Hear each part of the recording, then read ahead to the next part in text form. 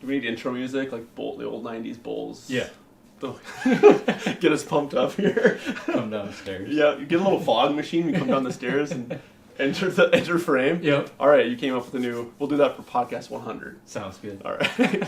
What's up, everybody? Jordan Miller here with Run to Gun. Here on another episode of the Live Beyond Average podcast. Here with one of my really good friends I've gotten to know over the last couple years, Brett Kleinschmit of Antelope Creek Wildlife and Ponds. Yeah. And now you even do more than that. You're like a busy guy. So Yep. Tell us a little bit about what you do, your little origin story, and then we're going to get into a fun story because Brett just got back from Alaska. Yep. So let's get into it. Yeah, so Antelope Creek Wildlife and Ponds started basically the day I walked out of college from graduation. I knew I went for wildlife fisheries, knew I wanted to be in the field working on stuff. I didn't want to be stuck behind a computer looking at data, doing that kind of stuff. And just kind of, at the time, it just kind of all started falling into place and said, hey, we're going to try this because I got nothing to lose. I own nothing, I have nothing to my name. So It's perfect. If it don't work, not out anything. Yeah. And since then, it's just grown. So we specialize in managing and developing fish and wildlife populations and their habitats. You know, we work a lot with private landowners, work with state agencies and federal agencies. Okay. All, working on all sorts of projects. So really, it's always something different. You're out there, there's days where it's like, man, this is, it is work. It's, you're getting drug on and stuff. You're grinding at it, and then it's like, you just got to step back. Like, man, we're outside. Just a lot of people would love to be doing this. You got to really kind of take yourself back a little bit and For sure. realize how lucky you are to do some of that.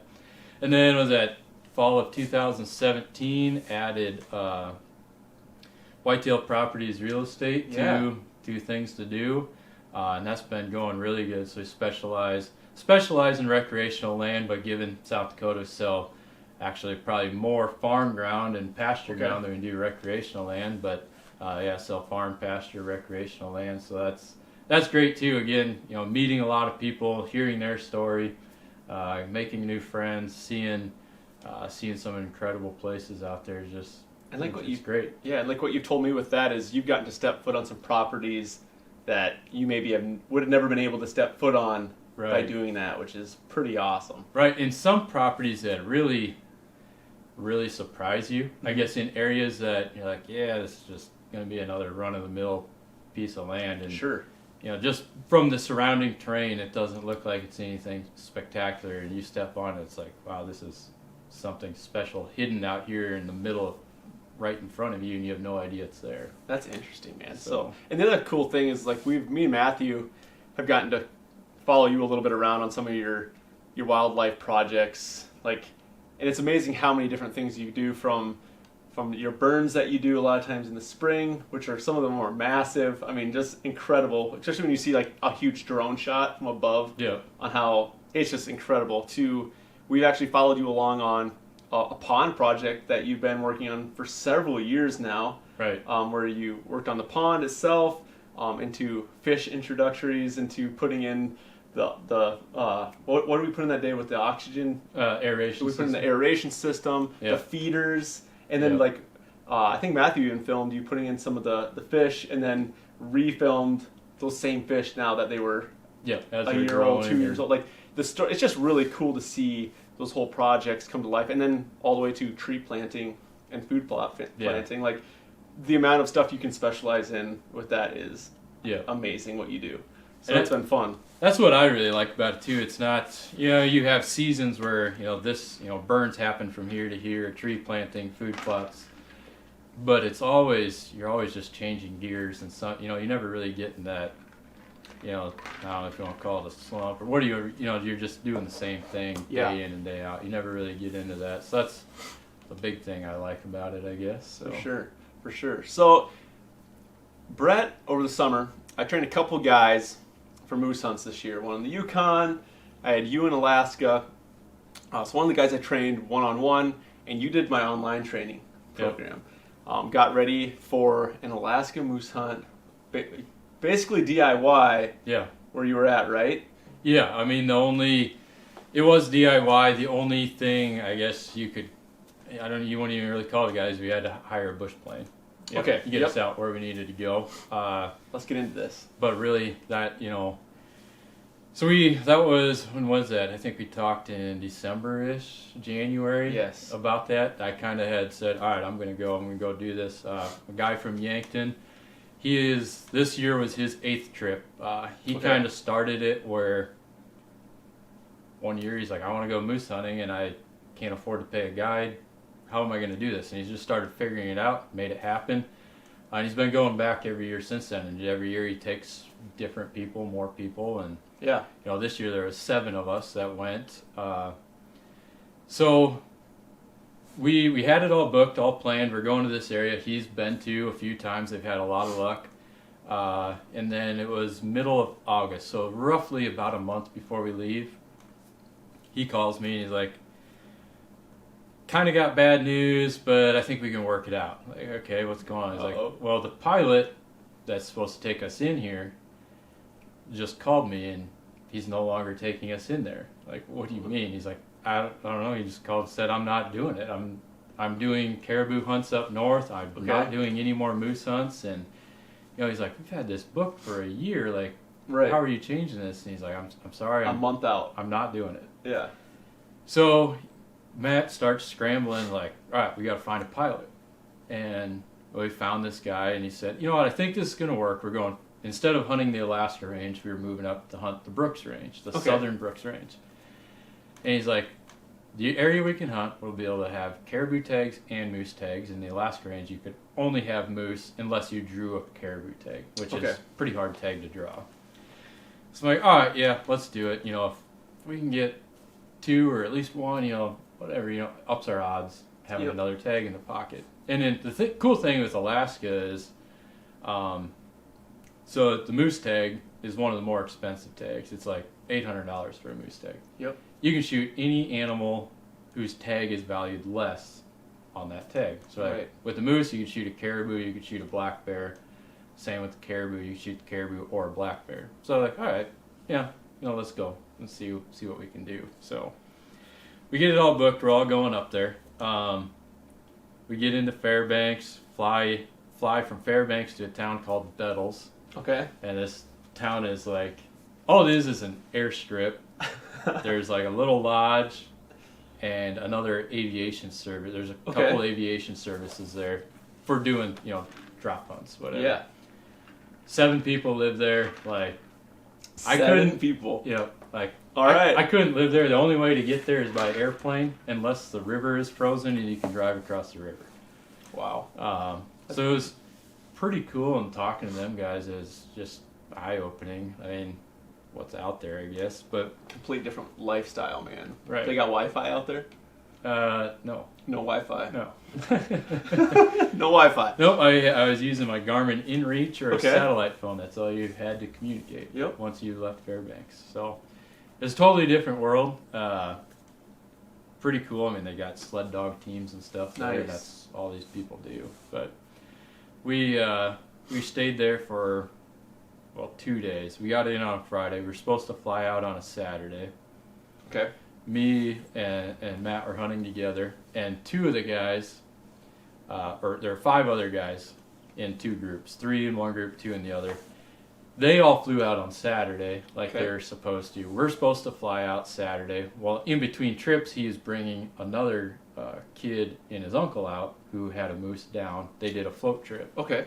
So he's picking them up, bringing meat out, and shuttling, back and forth. Nice. Well, he gets back, and he's like, guys, we're not going out tonight. We're like, you're all hyped up, like, we're going.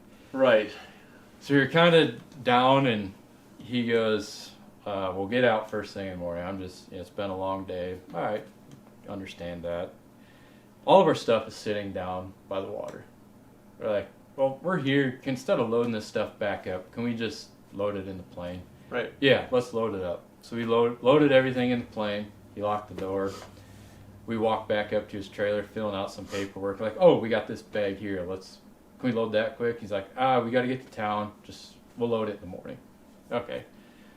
So we go back to town, sleep in what's called Skid Row. It's literally like a garden shed with mattresses. Okay. No heat, no insulation, no electricity. So it's a pretty cool place. What were 5-star. Continental breakfast? Yeah. Yeah. What were the temps when you were there at night? What did it get down to? When we were there then, it wasn't quite freezing, but it was in the 30s. It was. You were cold at night, right? Yeah. Okay.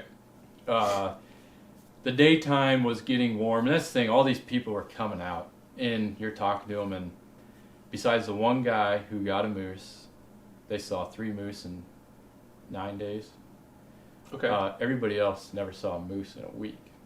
Okay. It's just hot. Weather's not good. Yep. Whatever.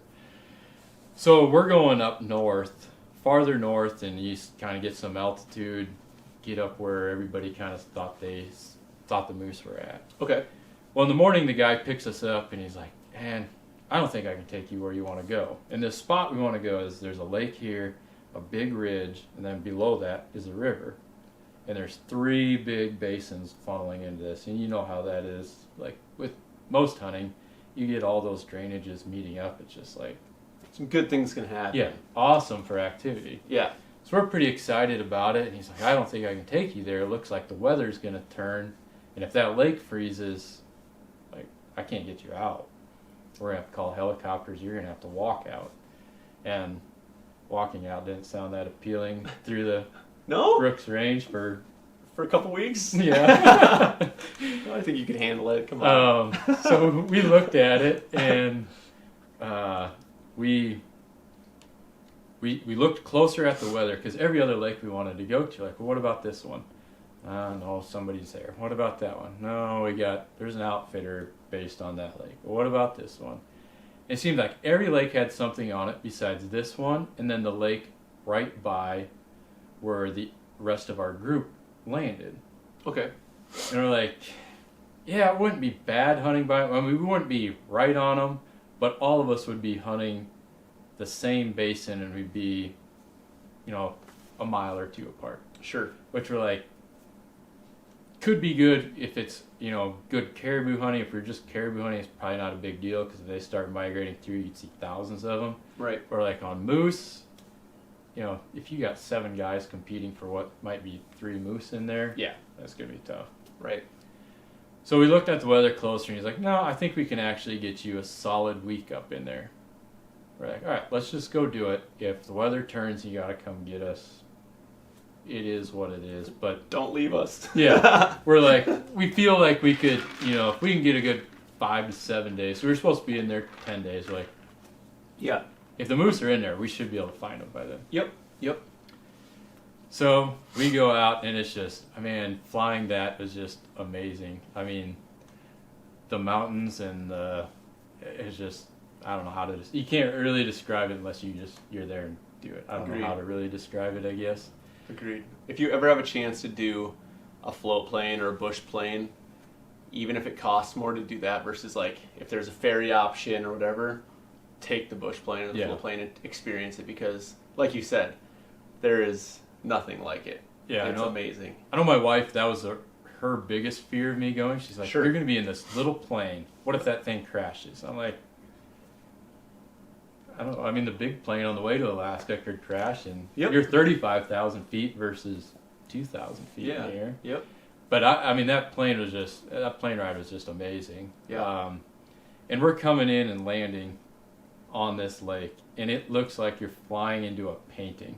Yes. The mountains are there, and it was still the water. There was not a ripple on the lake. Wow. And it was just that mirrored image on there. I was just amazing. There's no words for it. Like no. Yeah, you like amazing is all you got, but it's like so much more than that. Right. Like it's just, especially for us South Dakota boys, man. Like right. I think it's just a little extra special. Right. Like when you get to be up in those mountains like that, where it doesn't get more remote for us than something like that. Right. Right. So. And it's like, well, these are things that as a kid you dream about doing. Like, I don't know if I'll ever get to go do that. And you're living the moment. You're like, I can't believe I'm here. Yep. For sure. And so we land and get out, and right away, we're just like, wow, we're moose hunting. We're going to start fishing. This right up from the lake, like I said, there's this ridge, like perfect. There's live trees, there's dead trees. We got plenty of firewood. We got shelter. Like, we're going to be able to set up camp and walk 20 yards. That's all we're ever going to have to walk to glass. Because you walk, and you can just glass, miles. Nice. You can see 4 miles this way, probably 6 the other way, and down river you could see probably 4 or 5 miles. And so you were literally hunting the entire time. Yeah. Because you could always look. Yeah. And most of it was, like, blueberry bushes and some willows. Okay. There were, like, spruce trees and stuff, but it wasn't terribly thick spruce trees. Nice. So you could see down through the trees pretty well, like all the way down to the river. It was great for glassing and stuff. And Matt, who I'm with, he's moose hunted for 8 years. He's like, man, this place just screams moose. Yeah. So we get unloaded, the plane takes off, and we fish a little bit. I'm taking pictures, and we. Like, all right, let's load everything up. Let's get up there and find a campsite. And then just see what we can see. So we get up there, find a place that looks like a great campsite.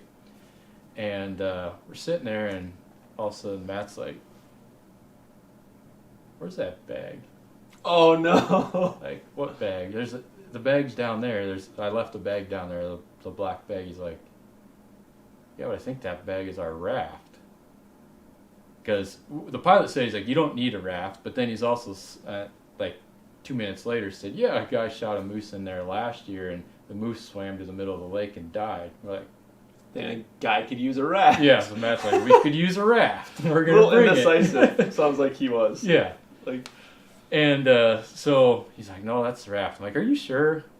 Like, because I remember when we left, I was like, there's a box of hot chocolate on the top of the bag. I'm like, you sure that's... Okay. The raft. So we go down and look, sure enough, it's the raft, and it's the empty box of hot chocolate. That bag I was telling you about, we didn't load with the plane right away. What was in there? All of our food, cooking supplies, like stove. Oh, no. Water filter. What? Everything. Luckily, the river is, it was a ways. It was about a mile down. Okay. Like, just drink out of the river. There was another stream coming out just below our camp that you could go down and just drink out of there. And luckily it's Alaska. If there's any fresh water left, it's probably the best there. Yeah. It was great water. You fill up your bottle and there's nothing, nothing floating in it. We didn't drink out of the lake because we were like, if anything, that might be the place. But if we have running water, we're just going to use that. And there were a couple springs around. So like water, not a big deal, but we're also like, so we're scrambling around, look through, like, do we have a lighter at least? We found 2 lighters in our bags. We're like, okay, good. We got a lighter. We can make a fire. We're moose hunting. If we get a moose, we're good for like a year. Yeah, you ain't running out of food. So at this point, you're kind of like, all right, it went from a little bit of hunting to now hunting plus optimal survival a little bit. Yeah. But I wasn't like, terribly concerned because again I was like, we're moose hunting, and that's like, how long can we live without food? Like, as long as we have water, we're probably good for, it wouldn't be a good situation, but we could make it until we had to get out of here. Like if he comes back in 5 to 7 days, like you are going to survive 5 to 7 days. You're going to be very uncomfortable, and you're not going to be hiking around for a moose probably, but like you're going to be okay. You'll be okay. And I was like, really, if we can, as long as we have water, we could probably make it the full 10 days. And he's like, are you sure? Like, let's not panic about this right now, And so we go down the river looking for moose sign and stuff that afternoon, and we didn't have any luck catching fish in the lake. Go down the river. We're halfway down, and all of a sudden he's like, grab your rifle, get your rifle ready. There's a moose. Like, I'm looking, I don't see it.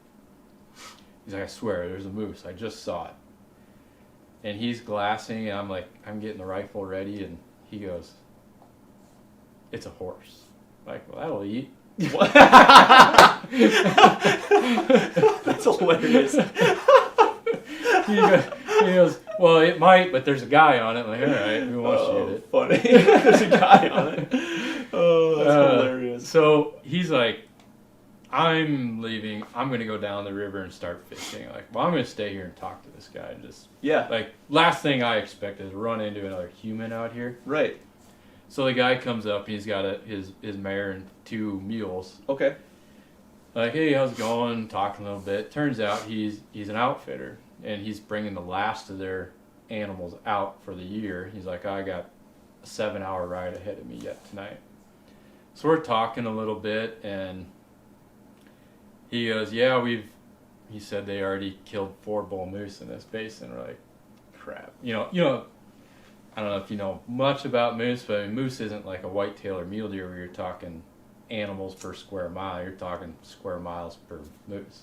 Yes. Like 4 of them in here. And then he goes, this area he's like, you're way too early for caribou. They won't migrate into here for a while, like maybe 6 weeks to 2 months. Okay, well, this isn't sounding great. Like, you're taking shots from Mayweather at that point. Like, it kind of feels not the best, I'm sure. Yeah, it's just like, man, one thing after the other. The plus side of running into him is he goes, I have a camp. He's like, just follow this horse trail and keep looking over here. There's a lake. And you're thinking, like, this is a huge area. Am I ever going to find this camp? Yeah. He goes, there's a barrel. There's a wrench hanging in the tree. There should be some mountain house mules in there. Okay. He's like, I don't know how many, but there should be something. So he leaves. We go down the river, catch a couple grayling. Nice. But that wasn't. We were expecting the fishing to be a little better. Right. But it wasn't. I mean, that was in a couple of hours. Caught 2 fish. Yeah. Just kind of so slow. We're like, that's kind of slow. And for anybody watching, you live on the Missouri River. Yeah. It doesn't get much better fishing than that, so that's really slow for you. Right. So we're like, I don't know if we're going to be able to live on grayling, but we started a fire, cooked them up, and it was like, nice. Man, it was great eating. And I suppose, like, what a big morale boost. Like, that probably felt cool to be like, okay, I'm out here in Alaska in the middle of nowhere with no food, and I just caught, like, that's cool. Yeah. Like, that's kind of a dream right there in a sense of just... Right. You read all the like Gary Paulson books growing up and like stuff like that. So I feel like your energy from that, like that would be awesome. Yeah, I mean it was definitely a booster for morale. And I mean running into that outfitter and him saying, I have food, go get it. Yep. And the downside was we killed 4 moose. Like, are there any left? He's like, I don't know. It's been a while since I've seen one, but I do know, I have seen some since we killed the last one, but it's been, it was like a week or 2, he said. Okay. So anyway, we go up, find this camp, raid it. There's 8 mountain house mules in there. Nice. I don't know you had a mountain house mule probably? You got a big stash from right over there. So you know how many, you're talking 500 calories in a meal. Yep. Like, well, we got 8 of them. We're going to limit this to 1 a day per person. So at least you got 4 days. Yeah. Like, it ain't up much. You're not going to do a lot on 500 calories, but it's something. At least you got something. Maybe you catch a few fish in there. Right. Like, you're adding to that. Right. By chance we come across a moose, or maybe we get lucky and a caribou does wander through. We'll be good. So that night we start a fire and stuff, and we skipped on the mountain house meal that night since we had fish. Nice. We're like, we'll save this. Not desperate yet. Right, not that desperate. That's actually smart though. Like, go a little longer. Yeah. And that night it kind of started spitting, snowing a little bit, but the morning we woke up to 3-4 inches of snow on the ground. Okay. And you could see to the west and north, like the mountains were socked in, and like I just felt like a day we're gonna get more. Yeah. It didn't right away that day, but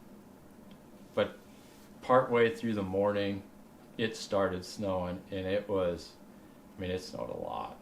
It snowed for all day and that night. Oh, man. And it was like you're sitting at the fire and you're getting like 2 to 4 inches of snow building up on your shoulders and your head.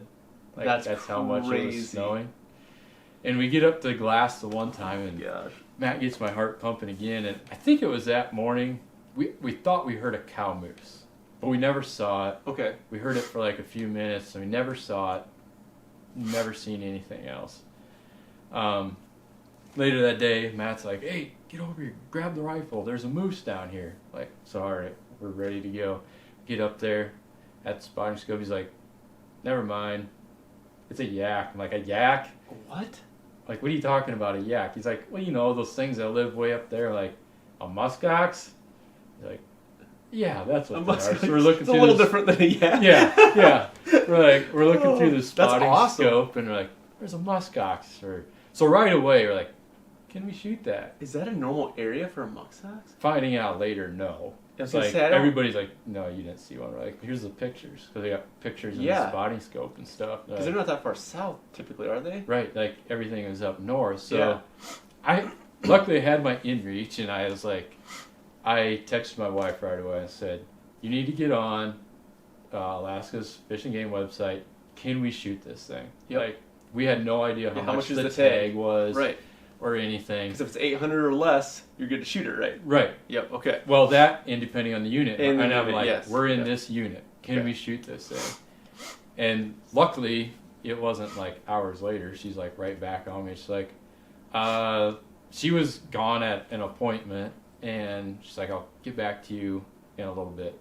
Okay. And she pretty quickly got back. She said, no, you can't. Your unit, you can't shoot it. Not only that, the tag's like $2,000. And so you're like, yeah. But there is a part in Alaska's game and fish regulations that if it's a survival situation, you're allowed to shoot whatever you need to survive. Okay. But we're like, day 2. We're not doing this. Like, between fines and like legal issues, like, just not even gonna do this. Right. Like, we got some food here. If we see a moose, whatever. So not long after we saw the moose, he's like, we're looking again. Yeah, the moose. The muskox, I guess. We're like, we're out glassing again. And it was hard to glass because it was snowing so heavy. I mean, sometimes you couldn't see a quarter mile. Okay. And he goes, run back to the tent, grab the rifle. I see something. Like, all right, here we go again. So I run back, grab the rifle. His was the closest one, so I grabbed it, brought it back over there. He's like, it's a coyote. I'm like, where? Looking around, and like, I don't see it. And all of a sudden, I was like, oh, there it is. And I just handed him the rifle. I don't know why. It was just what I did in the moment. I think it was just, this is your rifle. I've never shot it. I'm not comfortable with it. Here you go. Yeah. And I'm like, it's a coyote. Who cares? Right. So he shot it. And we're like, food. Yeah. At least it's something. Yeah. Might not be ideal food, but it's food. Yeah. Turns out it was a wolf puppy. Okay. Because the only way, I mean, it was the size of a coyote. Okay. It was the color of a coyote. But when we got it, I mean, its feet were like the size of the palm of my hand. Okay. So it was a young wolf. Yeah. Which we did. We skinned it out right away.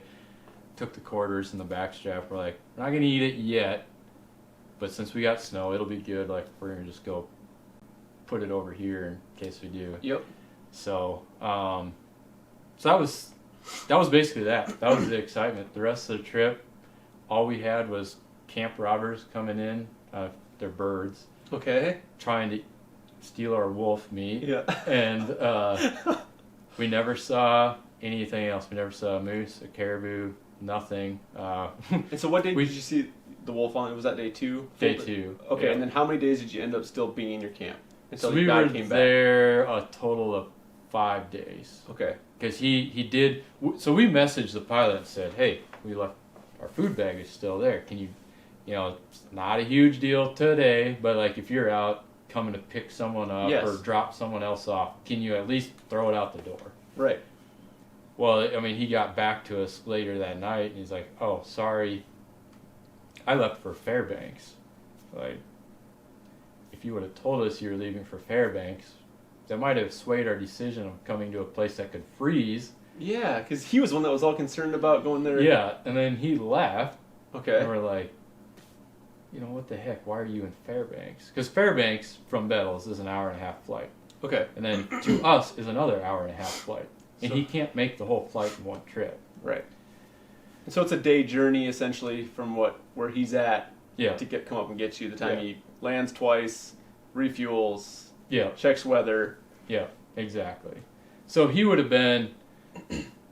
He said, I'll get it out to you as soon as I can. So he was there. He said, he's like, I'm going to be here for 3-4 days. Well, of course, he got socked in with weather for one day. And then finally he messaged us, said, I'm leaving Fairbanks. I'm going to stop in Bettles. I'm coming out. He's like, but I can't drop the bag. I have to pick you guys up. He was going to wait until Saturday, which would have been, I think, 7 or 8 full days. Okay. And we're like, okay, that's fine. And then when he said that, we're like, basically the morning he came and got us, he said he's coming. And, Matt was like, we both kind of felt defeated to some extent because we hadn't seen anything. Right. We're like, but at the same time, we're like, we've been here for 5 days and haven't seen a moose. It's fresh snow and we've walked around the lake, haven't seen a moose track. Sure. We're like, knowing there's been 4 moose killed in here, we're like, is this more of a blessing that we're not going to sit here looking at the sky, Right. But at the same time, you still feel almost defeated. And I mean, for me, it wasn't more so about me getting one, feeling bad about myself. I felt like I was letting, like, my daughters down, my wife down, and like so many people around home were like, you're going to be something. It's awesome. Like, you almost felt like you're letting them down to some extent. Right. But it was, we weren't going to argue with him, like, whatever, if you got to come, it is what it is. Even if it was, so he was going to come on Saturday. He ended up coming on a Thursday evening. So we could have got another day and a half, 2 days in there. But the weather did, like I said, it snowed. Every morning your boots were frozen solid. So we did feel that, like, we saw ice on the little lake that was just below us. It would be icing in the morning. So, like, I see his concern, like, if the weather came, a snowstorm came, or we got socked in, he couldn't fly for 2 or 3 days. You're in trouble. It could be a bad deal. Because the only way out was to walk the mountains to the whole, a straight line, the whole road was 14 miles. Okay. But then you got to walk through the mountains that just got snow for 24 hours. Down by us, it was, the ground was warm, so it was melting for a while. And then the sun came out for a few days there where it kind of melted and settled down. But, like, you look up, like, there's a lot of snow up there, Yeah, there's going to be a lot more up top than there is. And then that, and you're like, we've been eating 500 calories a day. Like, you can't walk them mountains. Do that. Right. So, I mean, it wasn't the, I guess, hunting at the end of the day is about a story. And a journey. We certainly got that and out of it. An adventure, for we sure. We just don't get a moose to hang on the wall this time, or a caribou. But I guess the cards could have easily fallen the other way, and we could have had all sorts of success. We know the moose were in there. Outfitter got 4 60-inch bulls out of there. Wow. One way or the other. So right. We were there 2 weeks earlier. Or had he not been there, we could have been done in 2 days with moose. Yeah, you'd have been sore sick from packing meat out. Right. Yeah. So it's how the cards fell. I mean, our other 5 guys, their second day, they had a huge caribou migration come through, and they filled every tag they had possible with caribou. Really? They shot, you're allowed 2 caribou. They all had 1 moose, 1 caribou tag, and they decided to fill them all. They didn't even wait for a moose. They just started shooting caribou. So, I mean, we could have, it's kind of funny how decisions come down to that. Like, we had the opportunity to go there. We're like, let's go up here and see if we can find a moose. Yep. If caribou isn't like a guaranteed thing. And you could just so happened we could have been down there and shot 4 caribou. And right. But at the same time, like, you think about, you tell your story and you're like, early in the story, you had that decision to go to that same lake.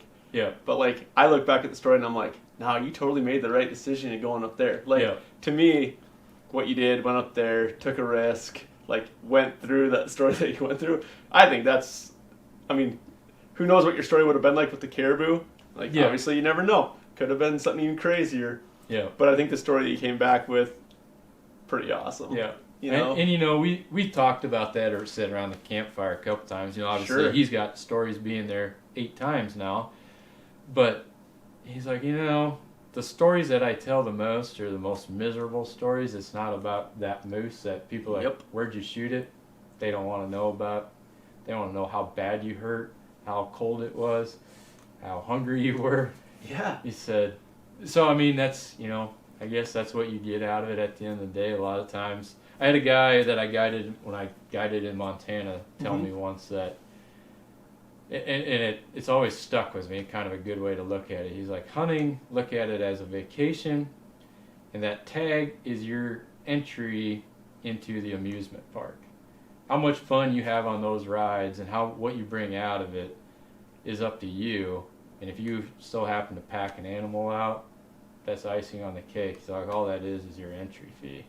And so I've always kind of looked at it that way, and it, you know, it's always sore not being successful. You want to be successful on it, but I guess that's one good way to look at it, because when the meat's gone and all you have is the antlers hanging on the wall, still all you have is a story to tell about it. Exactly. That never goes away. Yep.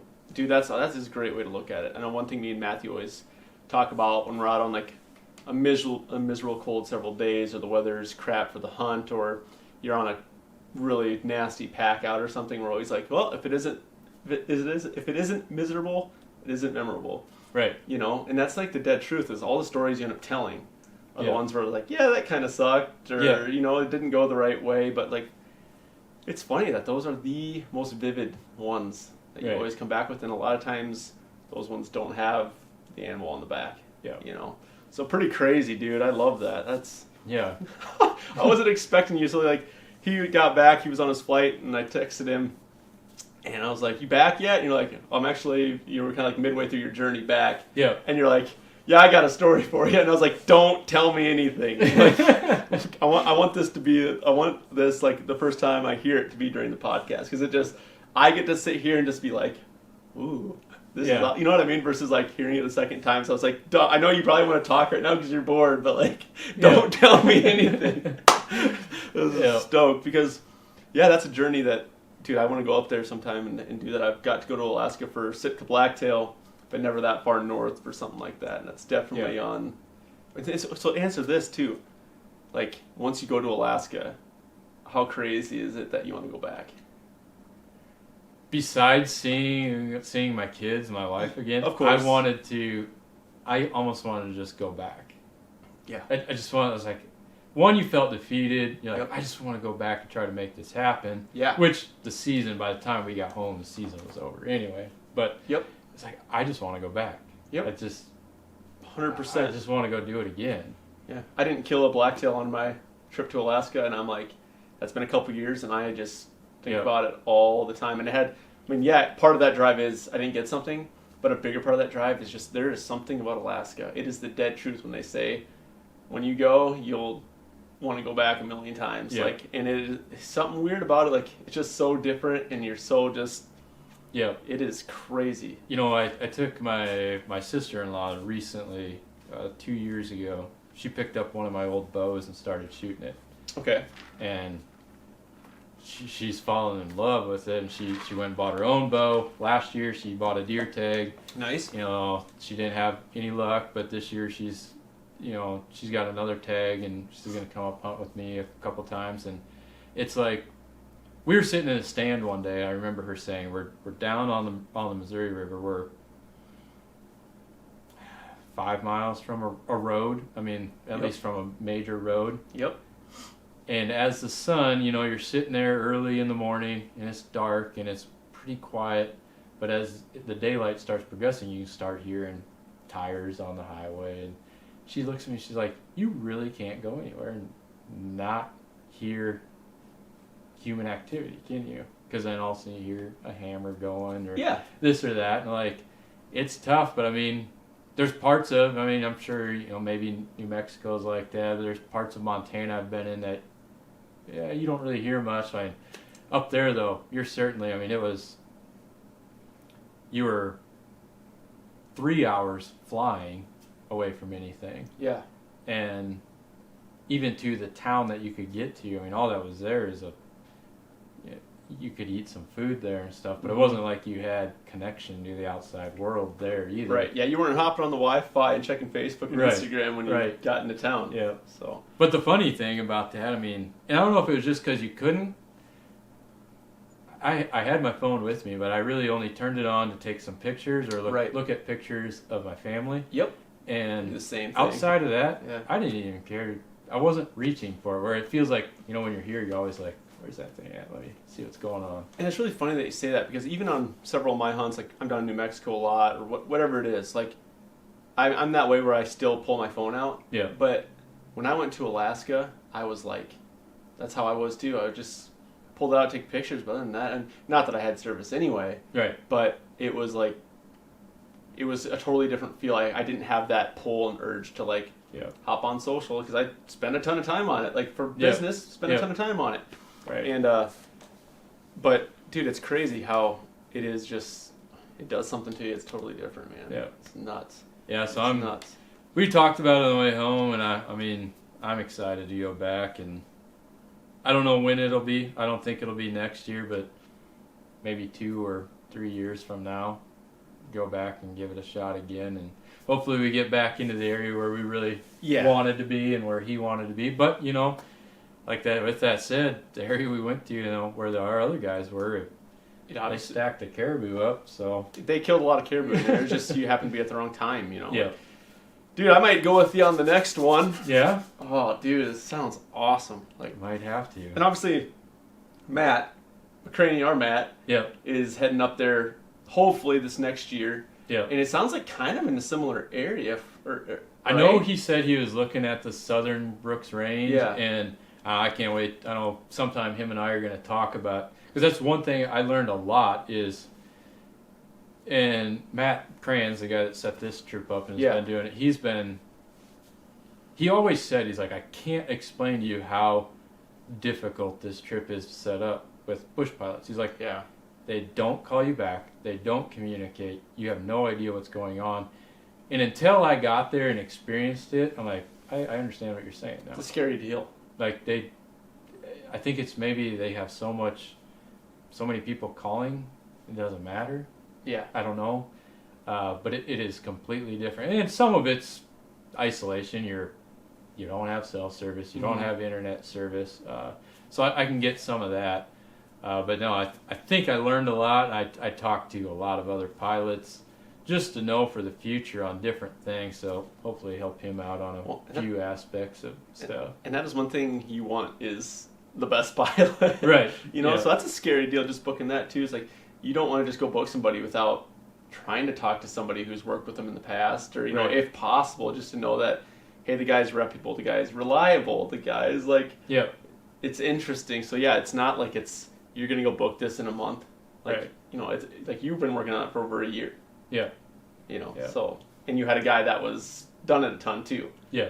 So he started the day we got out and back in cell service. He started planning it for next year, like trying to get a hold of pilots, trying to get a hold of people he thought wanted to go. Like, do you want to go? Because we need to start booking this stuff now. Right.